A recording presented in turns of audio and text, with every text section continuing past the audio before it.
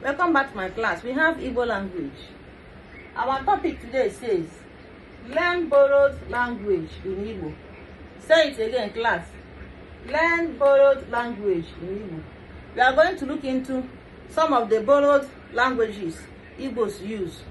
This side you have open bite. Class, say it. Open bite, Igbo. Open bite, Igbo. You call borrowed language open bite in Igbo. So the first word here is shebi, meaning in Igbo opaya. Shebi means in Igbo opaya. You can hear many people when they want to speak, when they are having interactions with others, you will hear them say shebi, shebi instead of opaya. Maybe they have lived in southwest part of Nigeria.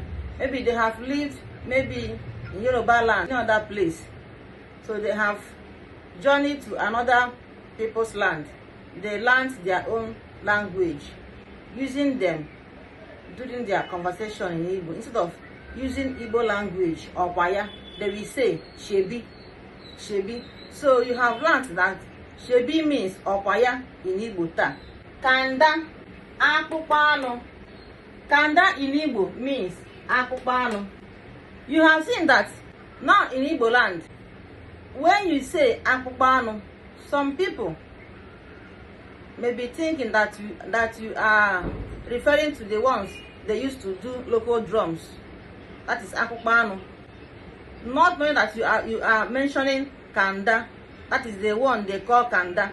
So kanda is open bite, one of the open bite borrowed languages they use in Igbo land. Igbos call animal skin akpụkpọ, but now many have left it, start calling it kanda.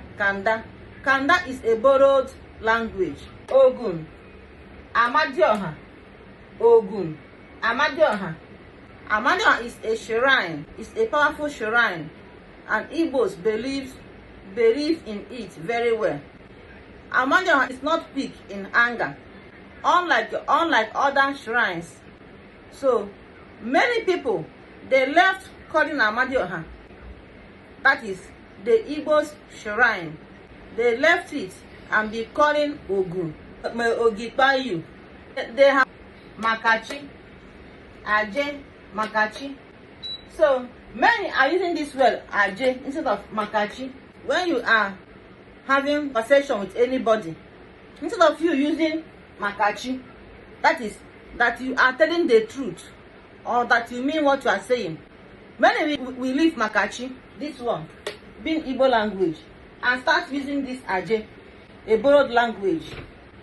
Osikapa. Igbos call rice osikapa, and osikapa is a borrowed language. You all know that. There's what we call in Igbo open bite, the one that you are doing now. Open bite. When you borrow something from anybody, you handle it amicably. You handle it very well. That thing automatically becomes yours because you have handled it very well. So this osikapa is derived from shinkafa. Shinkafa. So Igbos don't know how to pronounce rice again to make it in their own language.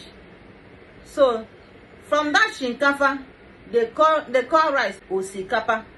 They started calling rice osikapa. Osikapa. That is how we got this osikapa. If you know another name for osikapa in Igbo, that is rice, write it here in this gap. Ejo. Class, say it. Ejo. Ejo means biko in Igbo. Ejo, biko. Asobi, umotu. Asobi, umotu. So many people